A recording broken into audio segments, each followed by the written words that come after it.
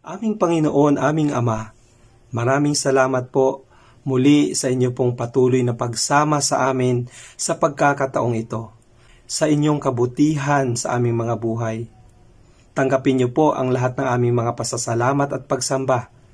Mga kapatid, tayo po ay makipagniig sa ating Panginoon sa personal na panalangin.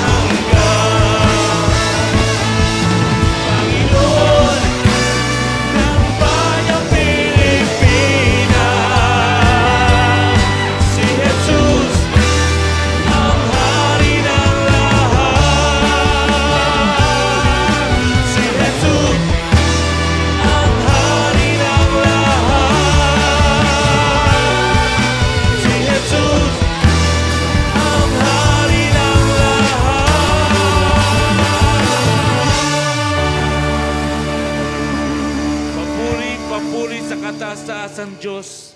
Papuri sa ating Panginoong Jesus. Panginoong Jesus, kayo po ang aming gabay. Kayo po ang patuloy naming sinasamba. Salamat din po aming Ama sa inyong pag-ibig.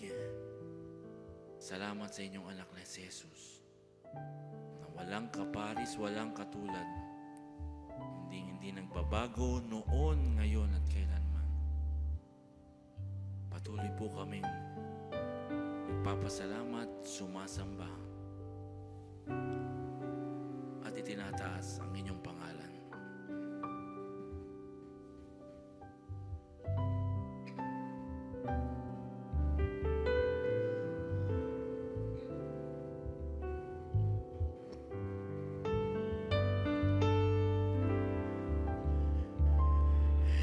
Jesus, wala nang gaganda pa sa inyong ngalan, wala nang iinam,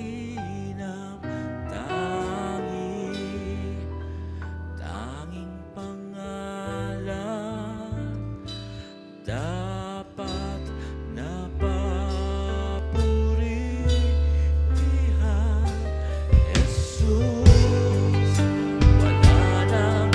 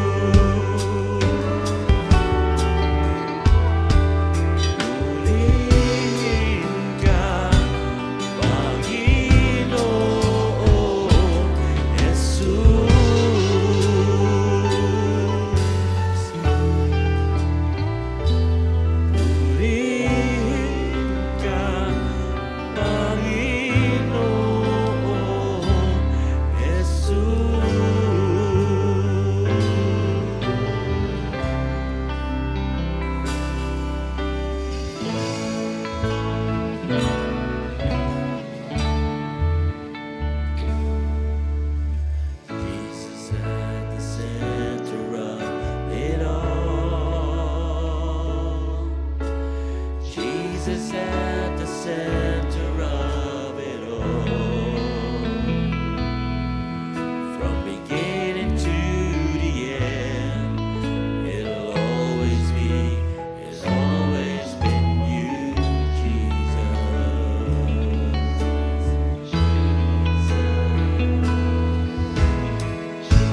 at the center of it all. Jesus at the center of it all. From beginning to the end, it'll always be, it's always been you, Jesus. Nothing else matters. Nothing in this world will do.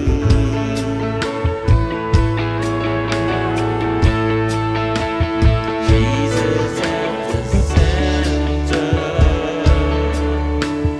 Everything revolves around you. Jesus, you at the center of it all.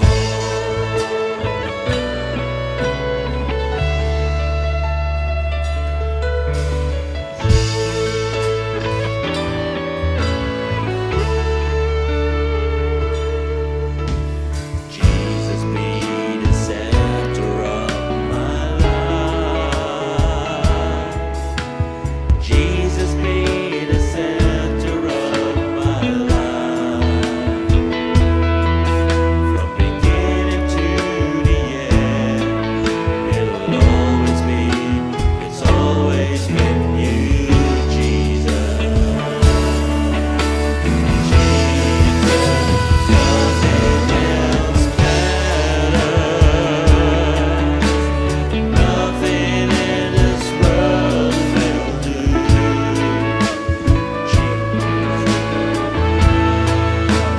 Jesus, you're the center.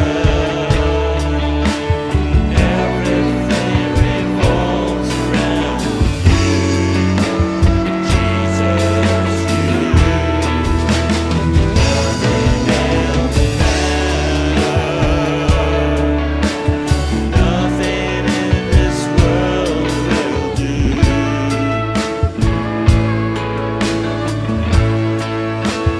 Jesus, you're the center. Everything revolves around you. Jesus, you.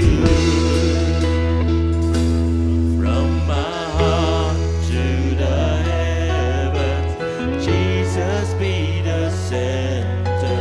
It's all about you. Yes, it's all about you. From my heart to the heavens, Jesus be the center.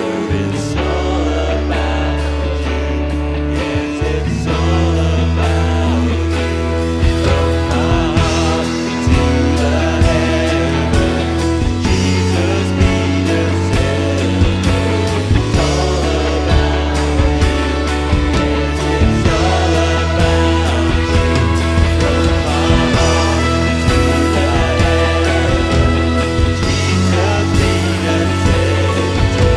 It's all about you. Yes, it's all about you.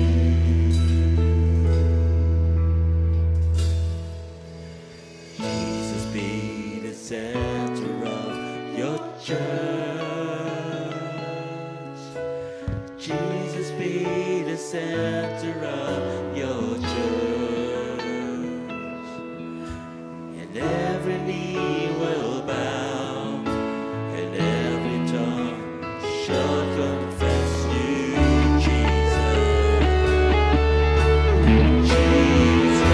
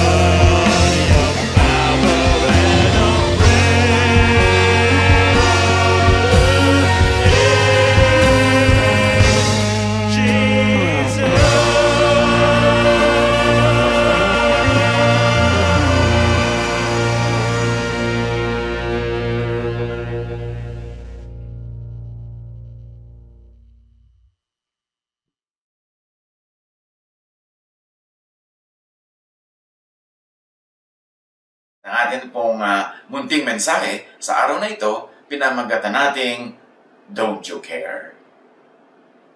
Mark 4:38. Jesus was sleeping on a cushion. The disciples woke him and said to him, "Teacher, don't you care if we drown?"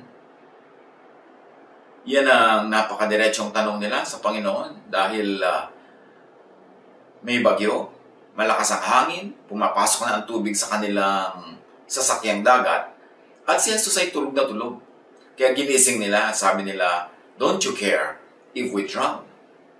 Yan ang tanong ng lahat ng taong nalalagay sa panganib, nagdududa kung alam ng Diyos ang nangyayari, at kuminsan nagdududa kung ang Diyos nga ba ay kakampi natin, kasama natin, naiintindihan ba niya yan, at siya ba ay talagang para sa ating kapakanan.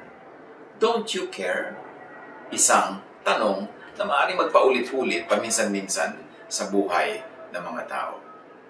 Mark 4:35-41. Kinagabi ay sinabi ni Jesus sa mga alagad, "Tumawid kayo sa ibayo." Kaya't iniwan nila ang mga tao at sumakay sila sa bangkang sinasakyan ni Jesus upang tumawid ng lawa. May iba pang mga bangkang nakisabay sa kanila. Habang naglalayag, inabot sila ng malakas na bagyo, kaya't ang bangkang sinasakyan nila ay hinampas ng malalaking alon at ito'y halos mapuno ng tubig.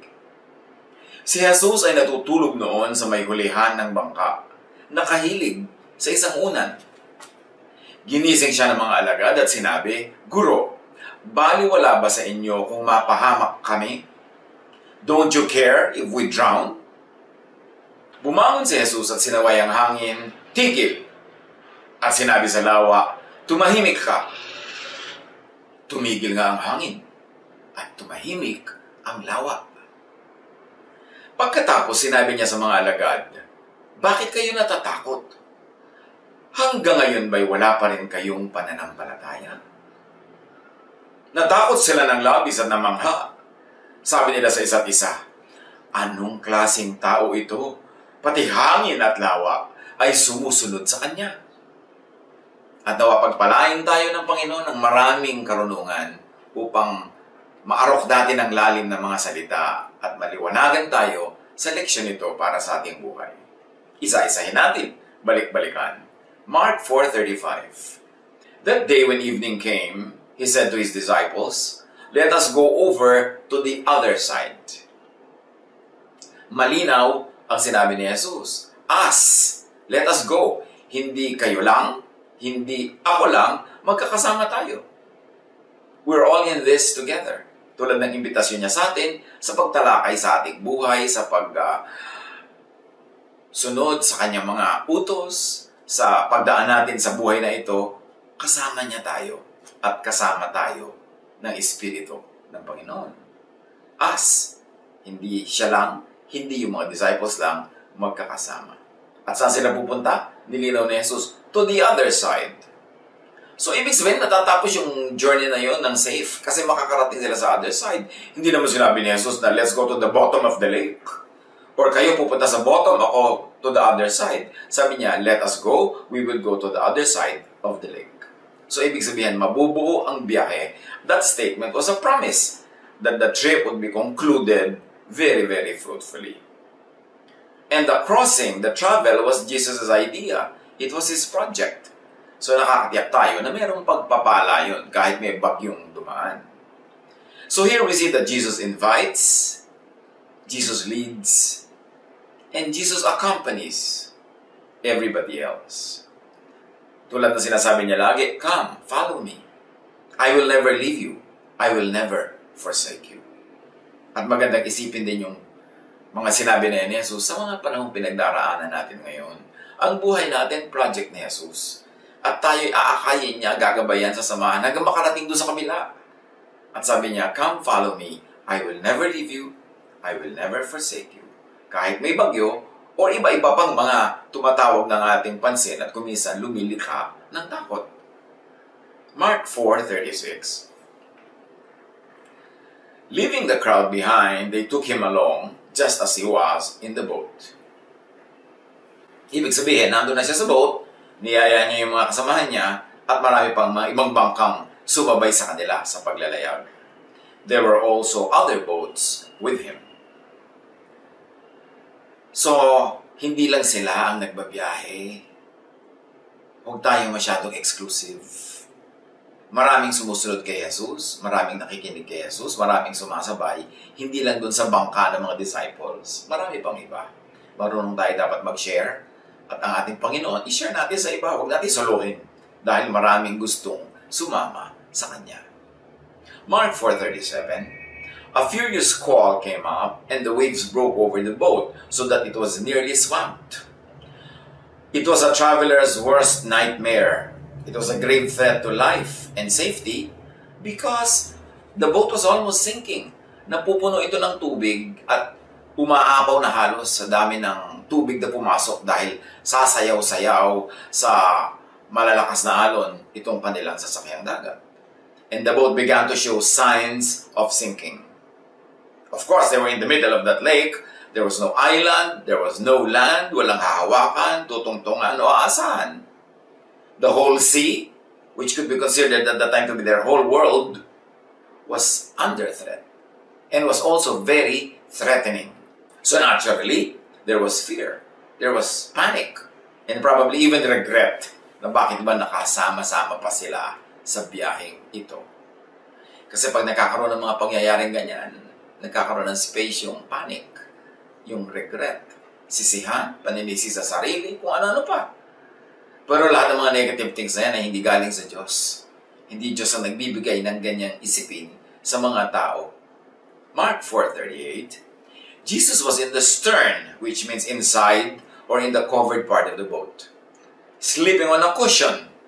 Sabi ng ibang versions, reclining on a pillow. Whatever it is, he was comfortable. Outside of the boat, there was the storm. But outside of the stern, that covered area where Jesus was, there was also storm and fear and panic in the hearts of his disciples. So, dalawang storm ang nagaganap dito, ha? Yung physical storm at yung emotional, spiritual storm caused by the physical storm. And inside the stern, on a cushion, what was happening? There was rest and sleep. Jesus was quietly resting and sleeping. In contrast to the storm in the people's hearts and to the storm that was happening all around them. So, yung peace, yung stormy feeling, depende lang kung saan ka nakapwesto. Kung nandun ka sa stern, kasama ni Jesus, tahimik ka. Nandun ka sa labas, at ang tinitingnan mo yung mga galaw ng hangin, ng alon, ng bangka, magkakaroon ka talaga ng dalawang storm. Physical and emotional storm. Which is probably what's happening in many people's hearts right now. Na merong mga issues and challenges sa labas, pero meron ding issue sa loob, sa puso. Ito ay tinitirhan ng takot, tinitirhan ng sari-saring mga negative thoughts and feelings. Noon, ngayon, pare-pareho lang. Sabi nga ni Solomon, there is nothing new under the sun. Jesus invited them to travel and to cross the lake with him. They joined. Pero apparently, physical lang ang pagsali nila. Spiritually and emotionally, nasa labas sila ng stern. Nandun sila sa stormy area. Kaya madali silang makalog, madali silang matakot, madali silang maligalig. So the disciples woke him and said to him, "Teacher, don't you care if we drown?" This is a normal, usual feeling, question, reaction. Diyos ko, alam niyo po ba ang nangyayari sa amin? Mahal niyo po ba kami? Bakit niyo ito pinapayagan? Hahayaan niyo ba kaming mapahamak? So ginising si Jesus. Imbes tumabi sana sila at nakitulog. Kasi kung si Jesus ay rested, why stress yourself? Dapat kinuha nila kay Jesus yung cue. If Jesus is rested and relaxed, then they have all the reasons to rest and relax. In spite of the physical reasons outside the boat to be stressed and to be afraid. Kung pinili nila na kay Jesus tumingin, tumabi, sumiksik, tahimik sana sila. Pero ang pinili nila ay magpadala sila sa ihip ng hangin, magpadala sila doon sa pagsiklot-siklot ng alon sa kanilang bangka, kaya ang naging bunga sa kanilang buhay, takot. Even now, God is resting. God is rested. Tapos na kasi ang paggawa niya. Tapos na ang creation. Sabi sa Genesis 2:2, by the seventh day, God had finished the work He had been doing. So on the seventh day, and onwards, we should say, He rested from all His work. Even now, God is at rest. Tapos na kasi ang paggawa. Lahat ng ginawa ng Panginoong Diyos, the laws of nature, causes and effects, lahat ng mga formula, chemical formula, lahat ng physical formula, nagawa na yan, nandyan na. Hinihintay na lang na madiskubre ng tao, malaman, so we can take advantage and we can benefit from all the laws of nature that God had already set. Kaya yung mga nakakaalam yan, biglang nagiging discoverers. Tinatawag pa daw nila inventor. Wala naman nakaka-invent, Diyos lang talaga nag-invent. But when you discover the laws of nature, you're able to recreate from God's creation. Kaya marami kang nagagawang tinatawag na invention. Naset na ng Diyos ang lahat ng natural laws and sciences. Naset na ng Diyos ang lahat ng causes and effects. Tandaan natin mga kapatid, pag may effect, may cause. At kung ayaw ng tao ng effect, baguhin niya yung cause. Kung ayaw natin yung kinasadlakanan sa katauhan, dapat pag-aralan natin yung all the natural laws involved kung paano nagkaroon ng cause and effect, at kung gusto natin palitan yung effect, palitan yung cause. Kaya napakahalaga ng pag-aaral. Napakahalaga nung ikaw ay maging scientific sa pag-iisip at hindi yung magpadaig ka sa mga dark, medieval, superstitious thoughts. Kasi ang karunungan ay galing sa Diyos at dapat nating malaman yan. Mag-aral, manuri. Alamin ang lahat ng natural laws and sciences na likha ng Diyos at i-apply yun ngayon sa effect na ating nararanasan, palitan yung cause using godly knowledge, using scientific knowledge, para mapalitan yung effect na ayaw natin. Lahat set on automatic na. Tapos na ang pag-create ng Diyos. Huwag mo na siyang pagurin pa uli, patayuin mo lang sa kanyang pahinga at iparecreate mo ang will dahil nagawa na niya yun. So do not stress yourself asking God to change effects. Use science. Change effects by changing causes. Set na yan. Tapos na ang paggawa ng Diyos. So study nature through the lenses of God-created natural law. And study nature through the lenses of science. Apply knowledge to engineer natural phenomena. Apply knowledge to manage causes and effects. Tulad ng sinabi natin, pag may undesirable effect, mayroon lang kasing undesirable cause. Yun ang pagtuunan ng pansin. Mark 4:39, sa pagpapatuloy ng kwento. So, ginising siya. Sabi ng mga disciples, don't you care if we drown? So he got up, rebuked the wind, and said to the waves, quiet, be still. Then the wind died down, and it was completely calm. Tumahimik, pumayapa.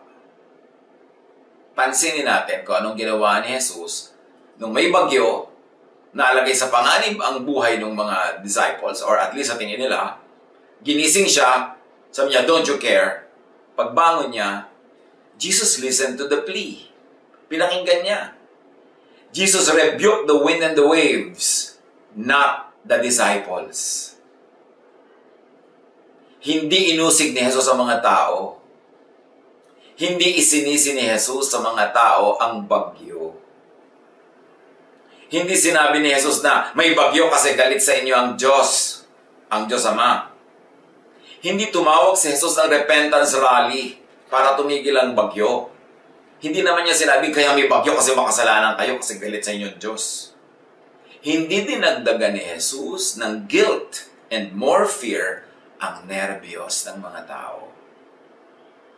Kasi hindi naman nagpabagyo ang Diyos para magpapansin, para magpaalala ng kasalanan, at para magparusa. Talaga lang may bagyo, may cause and effect. At pag tinignan natin yung geography ng Sea of Galilee, merong maraming mga warm winds na naiipon dyan sa gitna ng lake na yan kasi yan ay parang nakukwintasan ng mga kabundukan. So, warm air gathers on the surface of the lake. Pero pagka merong mga bagong hangin na dumarating galing sa Mediterranean Sea, that warm air is pushed up. And when that is pushed up, suddenly a storm is created. Kaya dyan sa Sea of Galilee, ang dami mga storms eh. Hindi dahil makasalanan yung mga disciples. Hindi dahil makasalanan yung mga nakasakay sa ibang bangkang kasama nila. Cause and effect. Natural law. But Jesus is above natural law. Kaya, nung sinaway niya, tumahimik yung bagyo. At sinaway niya yon para matahimik yung mga tao. Remember, pinatahimik ni Jesus ang bagyo para tumahimik ang kalooban ng mga disciples na natatakot. Hindi niya tinakot palalo by making them feel guilty and by telling them na galit sa kanila ang Diyos, kaya nagkabagyo. Ang ministry ni Jesus, magpatawad, magbigay ng kabutihan ng Diyos, magpapanatag ng ating kalooban, magpatahimik ng kalooban, hindi manggulo palalo at manakot, lalo sa mga panahong nakakanerbiyos na nga. Warm air that arises causes sudden storms. Hindi dahil galit ang Diyos sa mga namamangka.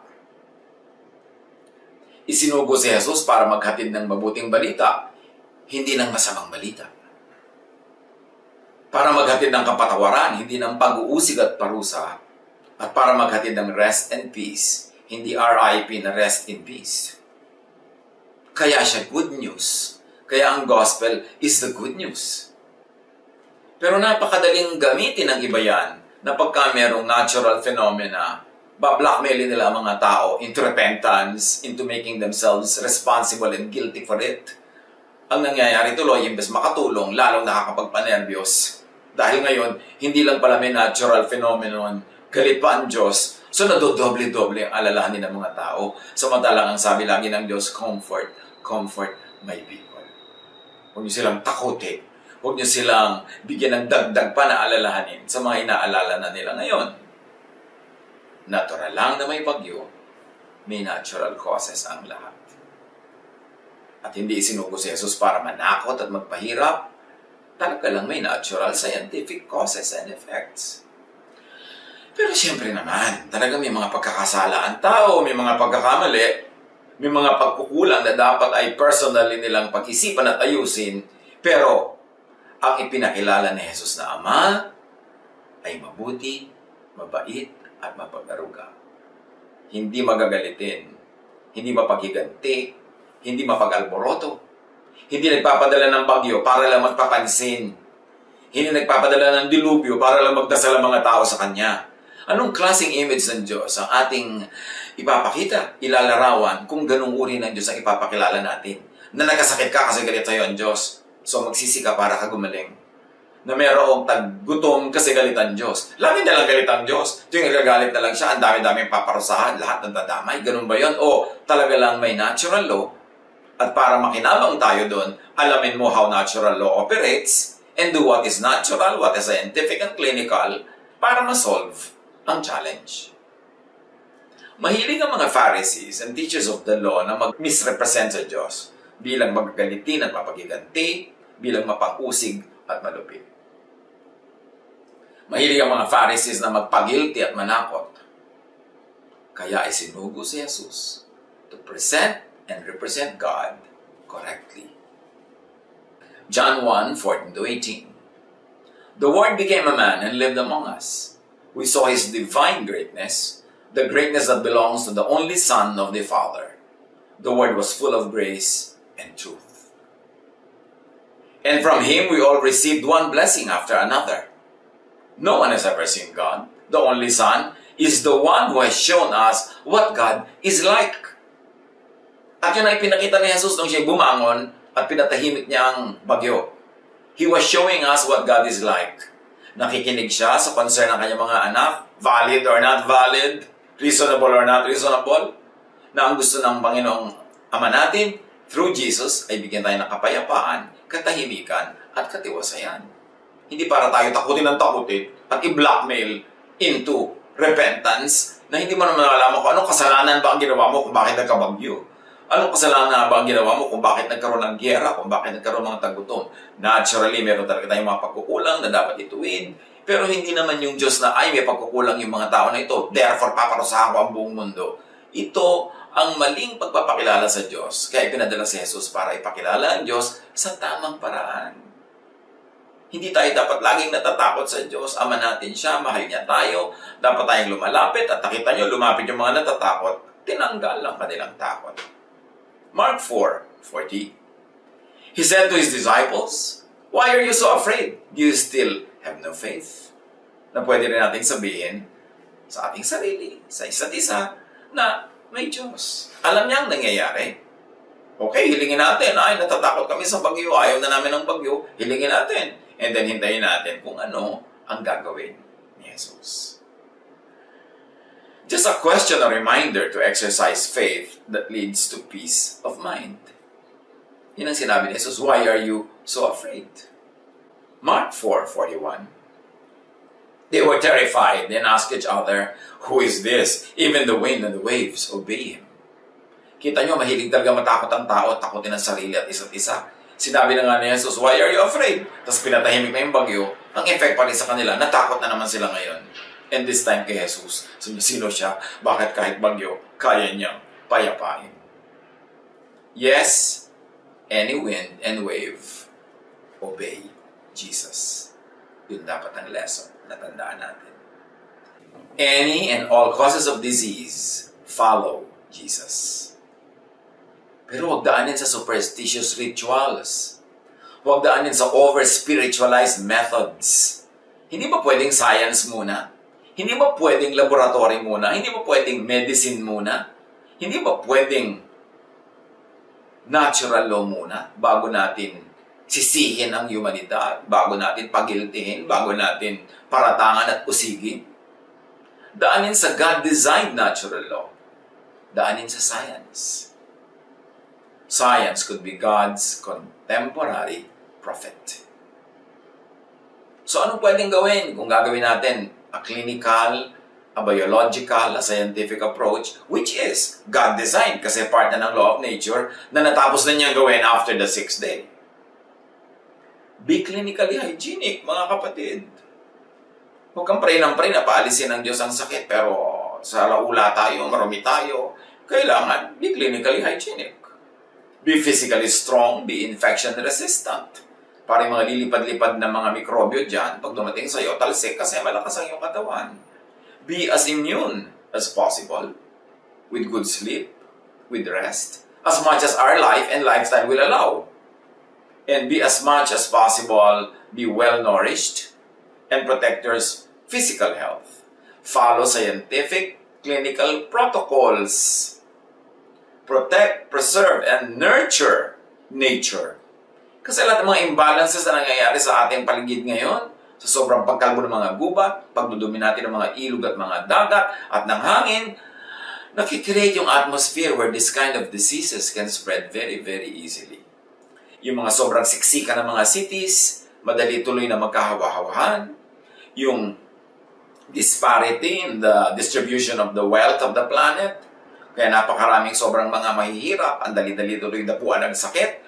Dapat talaga ayusin ang buhay ng sangkatauhan, hindi lang individual, hindi lang pamilya, hindi lang society, hindi lang bansa. Kasi nakita natin, we are all interconnected.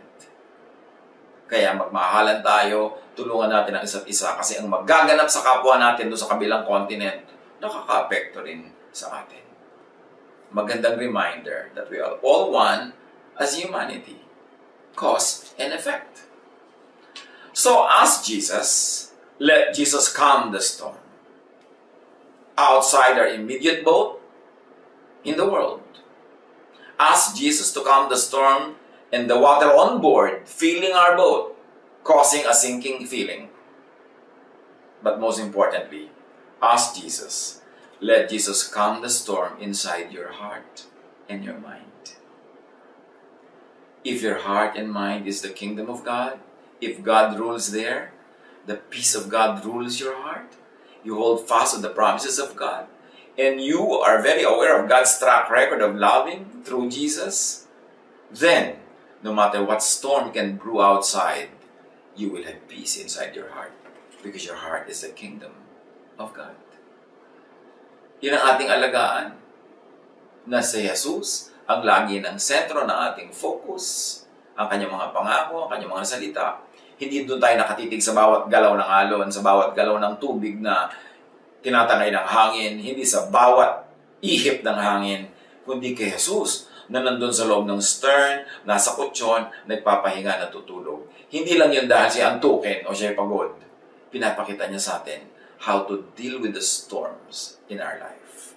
To do what is practical, to prepare a seaworthy boat, to strengthen ourselves, our immune system, and then to do what is practical, pagkatapos ipagtiwala sa Diyos ang lahat.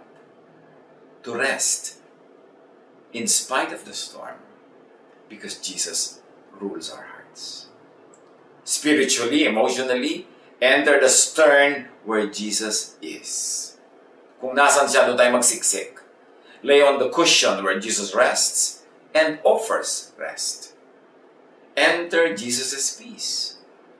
Make your heart and mind Jesus' stern. God's kingdom, a zone of peace and rest. Alam niya naman yung main mission ni Jesus. Lagi niyang sinasabi yan. Matthew 11:28-30. Come to me, all of you who are weary and burdened, and I'll give you rest. Yan ang gawin natin ngayon. Sa pumapagod sa ating isip, sa ating katawan, sa ating puso, sabi ni Jesus, come to me. Alam kong pagod kayo. I'll give you rest.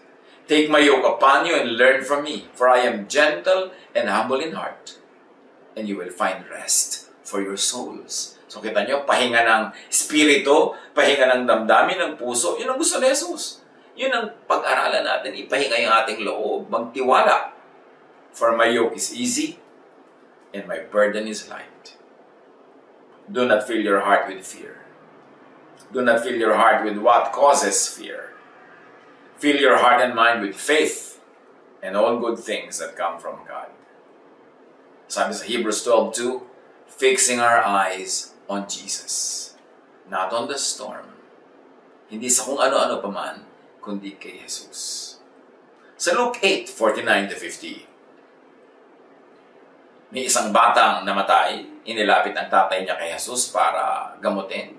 Pero may nagdawalitan, patay na ang bata, huwag nang abalahin si Jesus. While Jesus was still speaking, someone came from the house of Jairus, the synagogue leader. Your daughter is dead, he said. Don't bother the teacher anymore. In other words, this is hopeless. Hearing this, Jesus said to Jairus, don't be afraid, just believe, and she will be healed. He, she, they, you, I, we, the earth will be healed. Don't be afraid.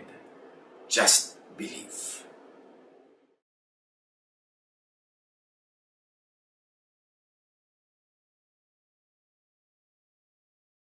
Lord Jesus, we are so grateful that even in life storms, you are with us. And in you, we find rest, comfort, and peace, even in the midst of overwhelming storms of life. Help us, Lord, to have that strong faith and boldness to declare your word that can still the raging sea. We will not let the spirit of fear and panic overtake us, and let the peace of God rule in our heart, mind, and body. In a moment of silence, we continue to give thanks to our God for the richness of His love and compassion. Lord, with hearts full of thanksgiving, bless all these gifts we offer, and may we continue to be faithful stewards of all you have entrusted to us. In Jesus' mighty name we pray.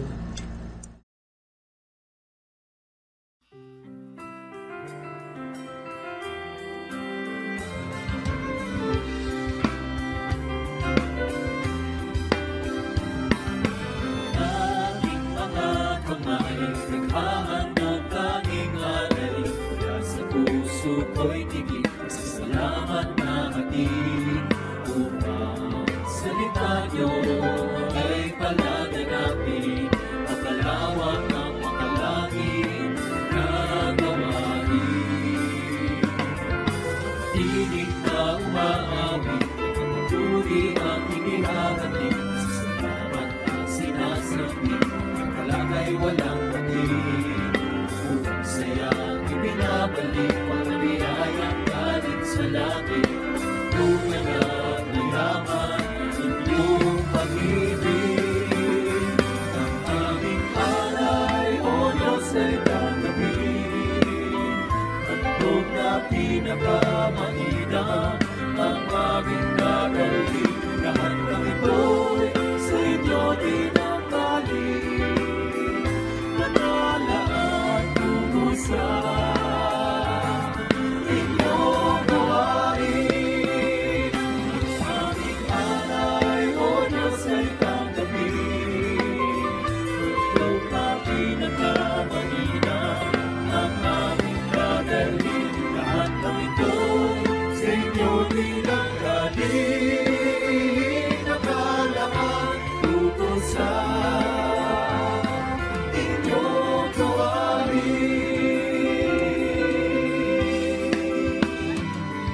Lumahati sa Diyos na ay likha sa aming mundo. Alagon kayo siya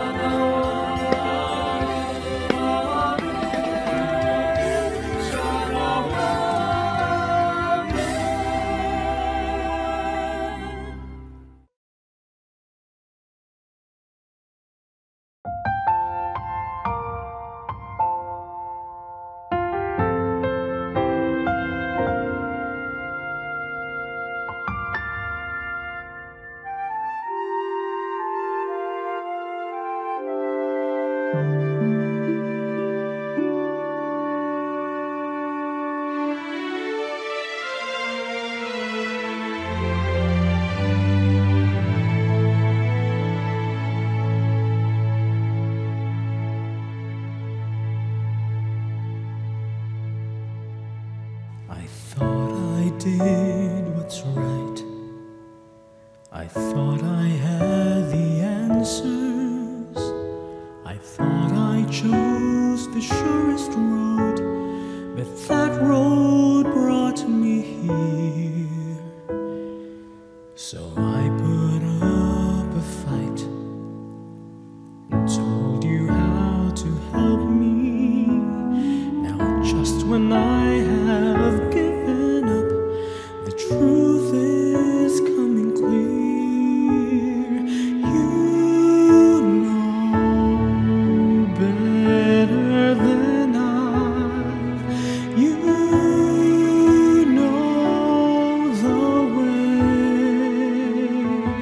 I've let go the need to know why, for you know better than I.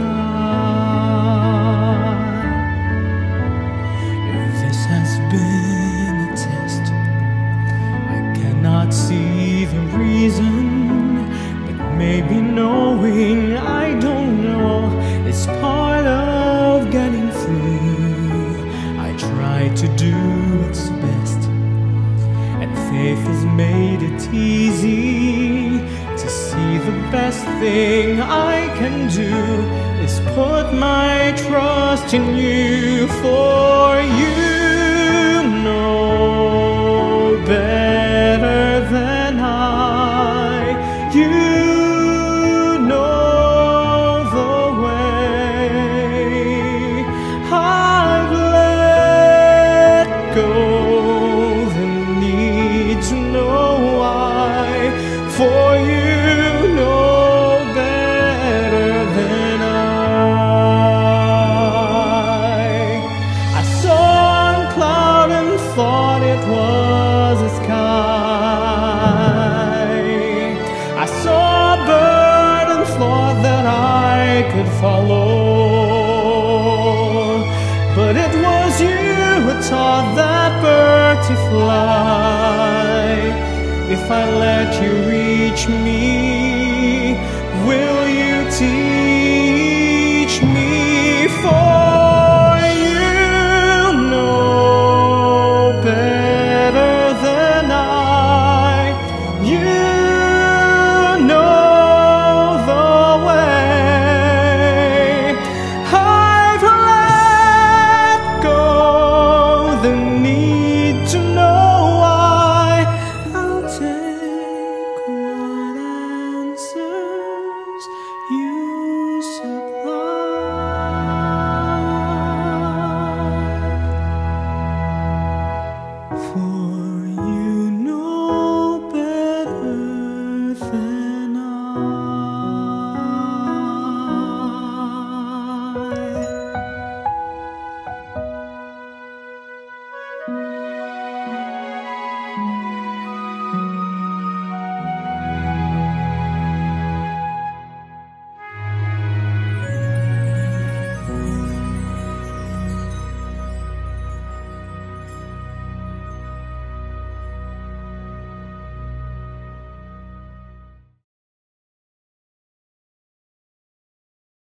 Ama naming Diyos, sa dakila, kami po ay nagpupuri at nagpapasalamat sa inyo, O Diyos, sa pagpapala at tagumpay na aming natanggap sa aming pagsamba at pagpupuri. Mga kapatid, sa panandaliang pananahimik, tayo po ay lumapit sa Diyos, mangusap sa Kanya, idulog natin ang ating sarili sa ating Panginoon.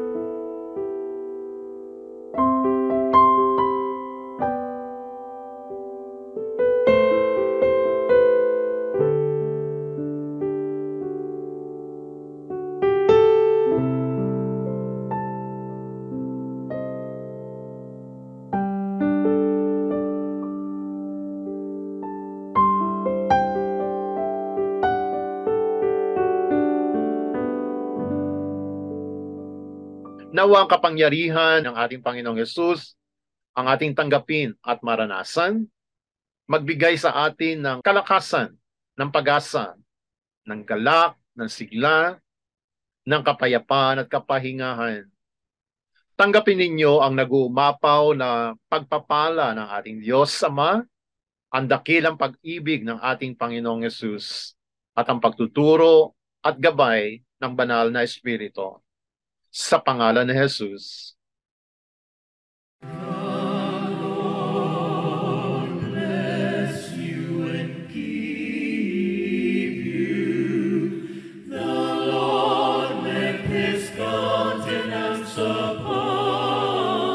You